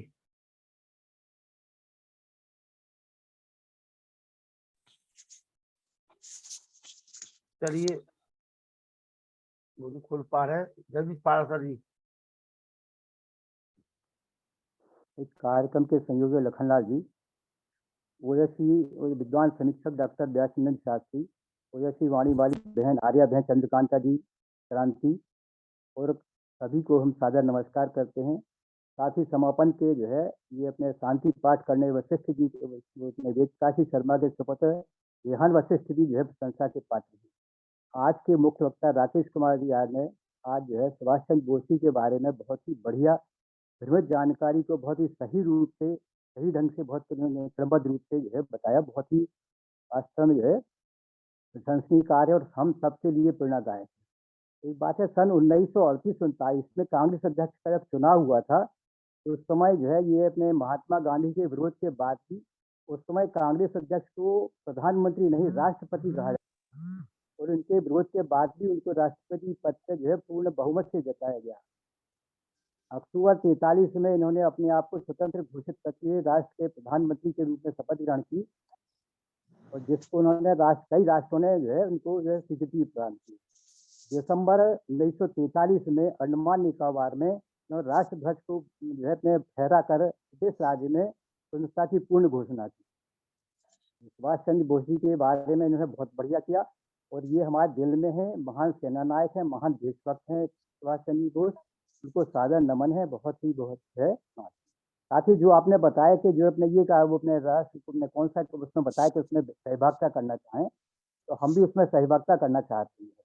भारत को समझो अभियान की आज राष्ट्रीय कार्यकारिणी की मीटिंग थी, और उसमें हमारे नरोला जी जो है वो राष्ट्रीय कोषाध्यक्ष बने हैं, वेद प्रकाश शर्मा जी राष्ट्रीय उपाध्यक्ष हैं, और हमारे राष्ट्रीय महामंत्री के रूप में डॉक्टर व्यासचंद्र शास्त्री जी, और हमारे हरियाणा के प्रभारी हैं भाई युद्धवीर जी, और राजस्थान के प्रभारी हमारे चंद्रशेखर शर्मा जी। तो इस तरह से हम चाहते हैं कि आप भी अपने इच्छा अनुसार जहां भी कार्य करना चाहते हैं, चाहे मध्य प्रदेश में कार्य करें, किसी जनपद में कार्य करें, लोगों को जोड़ना है। और भारत को समझो अभियान के अंतर्गत हम सभी को अपने आने वाली पीढ़ी को कार्य से अवगत कराने के लिए ये पूरे विश्व के अंदर एक संगठन खड़ा हो रहा है। तो इसमें जो लोग भी अपनी आहुति देना चाहते हैं उनका स्वागत है। गोविंद आप यादव जहाँ भी हमारे लायक कोई बात हो वहाँ पे जो है ना उसकी जरूरत कर दें, और हम तो नींव के पत्थर बने रहे। आप जहाँ भी उपयोग चाहे हमारा कर सकते हैं। बिल्कुल स्वागत है आपका, वंदन लेकिन अभिनंदन। हर जगह कार्य करना चाहते हैं। चलिए जगदीश प्रसाद पारासर जी का आप नाम लिख लेना, ये बहुत सक्रिय सदस्य के रूप में रहेंगे मध्य प्रदेश के लिए, आपके लिए जी। मैं इनका नंबर ग्रुप में जोड़ दूंगा। गोविंद यादव बानोली जी, परम सम्मानीय संचालक महोदय जी और सम्मानीय भारत जोड़ो अभियान या भारत समझो अभियान के तहत जितने भी श्रोता और संत बंधु, जो डॉक्टर साहब बता रहे थे नेताजी के बारे में, तो सच्चाई ये है नेताजी ने जितना किया और जो देश के लिए दिया उसका उतना गुणगान नहीं किया गया है। गुणगान उन लोगों का किया गया है कि जो उनके पीछे लगे रहे और उनको पीछे खींचते रहे। बट जिन नेताजी का जो योगदान रहा है वो आज सच में सुनने को मिल रहा है डॉक्टर साहब के थ्रू। इसी के साथ बहुत बहुत धन्यवाद, बधाई। बहुत बहुत आभार। राजेश सिंह जी शिक्षक साथी, ज्ञान प्रकाश सोनी जी शिक्षक साथी, ज्ञान प्रकाश सोनी जी अपना माइक खोल लीजिए। ज्ञान प्रकाश जी, ज्ञान प्रकाश जी मेरी आवाज सुन पा रहे हैं? नरेश यादव जी मुंबई, आइए। नरेश यादव जी,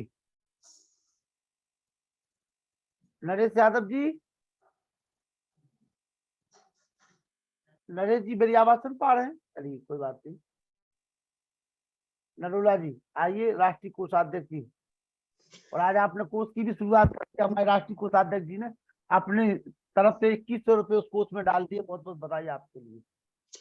धन्यवाद लखन जी। आज डॉक्टर राकेश आर्य जी ने सुभाष चंद्र बोस के बारे में बड़ी महत्वपूर्ण और विलक्षण जानकारी दी। वास्तव में जितना इन्होंने बताया, नेताजी सुभाष चंद्र बोस उससे बहुत ही महान व्यक्ति थे। उनका जन्म 23 जनवरी 1897 को कटक में हुआ था। उस टाइम कटक उड़ीसा जो है बंगाल मंडल का भाग हुआ करता था।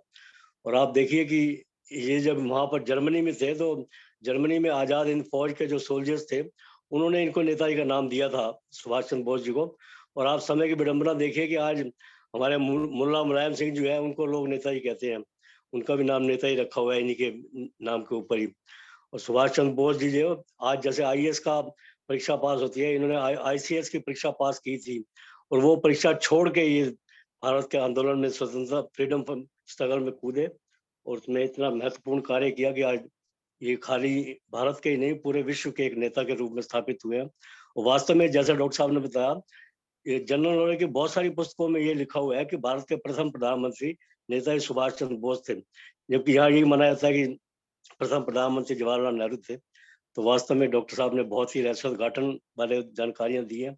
उनको बहुत बहुत धन्यवाद और बहुत बहुत नमन। आपका भी धन्यवाद। विमलेश कुमार सिंह शिक्षक साथी, विमलेश जी,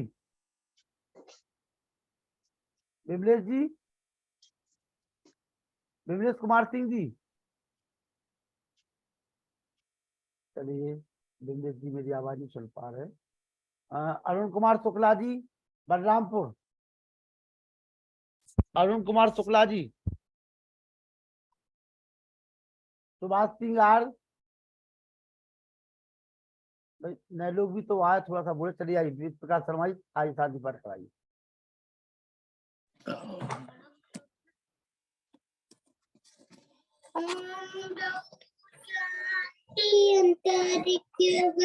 शांति पृथ्वी शांति राप शांति दया शांति वनस्पतय शांति विश्व देव शांति ब्रह्म शांति सर्व शांति शांति रेव शांति श्यामा शांति रेडी ओम शांति शांति शांति ओम।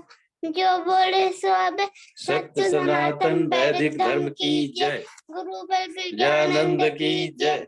महर्षि दयानंद की जय।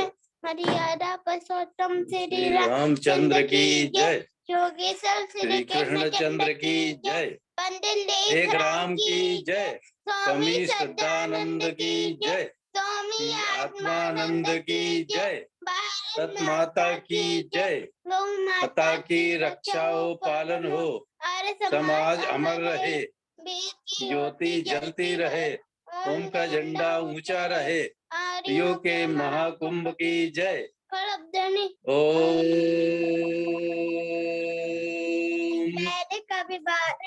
को नमस्ते जी। ओम सर्वेभ्यो नमः।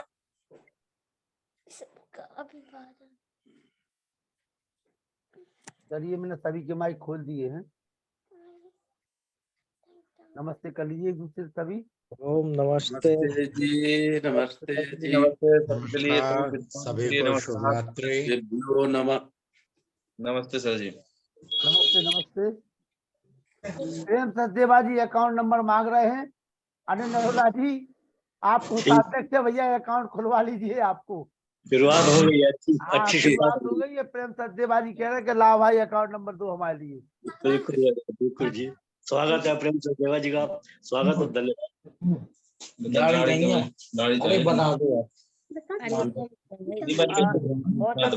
बहुत जल्दी अनिल नरोला जी अकाउंट खुलवा लेंगे भारत संजो अभियान का।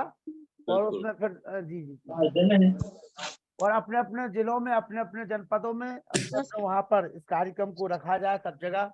और एक बहुत राष्ट्रीय स्तर पे हमारा एक प्रथम स्थापना दिवस जब हम लोग मनाएंगे तो कई अच्छी जगह इकट्ठे होंगे। धीरे धीरे सब लोग जुड़िए और अपने लोगों को जोड़ने का प्रयास करिए। ये बूंद बूंद से कहते हैं ना घड़ा भरता है, इसी प्रकार से जब एक एक व्यक्ति तैयार खड़ा होगा ना, एक राकेश कुमार आर जी जब खड़े हो गए तो 10 लोग उनके साथ खड़े होगा, 10 करके जब एक कारवा बनेगा तो हमारी संख्या हजारों में होगी। और जब खराब लोग इकट्ठे हो सकते तो हम अच्छे लोग इकट्ठे क्यों नहीं हो सकते? बिल्कुल। तो हम सभी अच्छे लोगों को इकट्ठे होने की आवश्यकता है। समय आ गया कि हम अपनी ऊर्जा को, अपने समय को एक अच्छी जगह लगाने का प्रयास करें, एक अच्छे मिशन को, एक अच्छी सोच को, ताकि हमारी धर्म, हमारी संस्कृति, हमारा इतिहास सुरक्षित रहे, सुरक्षित रहे और हम अपनी सेवा पूरी को दे सकें। और धीरे धीरे भारत समझो अभियान का जो मोटो है, जो उद्देश्य है, जब तक सुभाष चंद्र जी ने बताया था, वो धीरे धीरे आप लोगों के व्हाट्सएप मोबाइल वगैरह पे भी हार्ड कॉपी और सॉफ्ट कॉपी के माध्यम से पहुंचता रहेगा। और कल पुनः सब वो बाल हकीकत राय पे कब चर्चा होगी? बाल हकीकत राय पे बसंत पंचमी कब?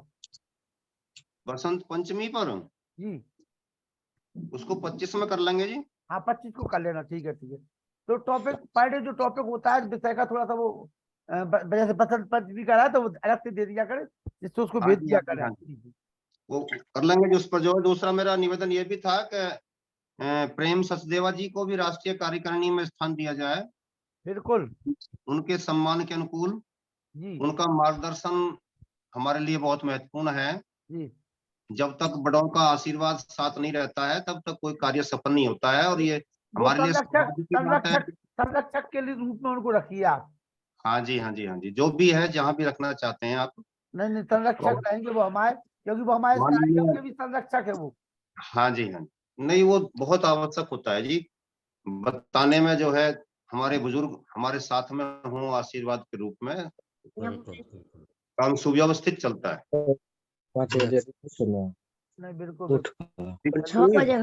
अभी तो फिलहाल वो चले गए, कल मुलाकात करते हैं। कोई बात नहीं, कल कहने लेना आप जो। हाँ जी बिमलेश सिंह जी बलरामपुर में आप तैयार हो जाइए। अरे सुशील कुमार जी क्या घर की बातें करने लगे? सुशील जी माइक खोल लीजिए, आप बंद क्यों कर रहे हो? पारासर साहब को भी दीजिए कोई ना कोई जिम्मेदारी अभी निश्चित कर दो। किसको? बिल्कुल पारासर साहब को, जगदीश पारासर को। हाँ जगदीश पारासर जी को। जी जी जी जी। मध्य प्रदेश में है आप? हाँ मध्य प्रदेश में है, भोपाल में। तो मध्य प्रदेश को देख सकते हैं तो बताएं फिर। ये मध्य प्रदेश का प्रभारी बना दो। प्रभारी, हाँ जी, हाँ, बहुत क्षमता है उनमें भैया, बहुत क्षमता है उनके अंदर। ठीक है जी, वो अपनी सहमति दें, ताली हम बजाएं फिर। नहीं, नहीं, बिल्कुल बिल्कुल चलिए, सहमति हो गई है, स्वागत है। बेइज्जती हो गई। बहुत अच्छे। सुशील कुमार जी भी बोलिए अपने बारे में कुछ। सुशील जी, बिहार जी आइए। अरे चाहेंगे, कहाँ की जिम्मेदारी लेना चाहेंगे? अरे अपने जिले की ले लो,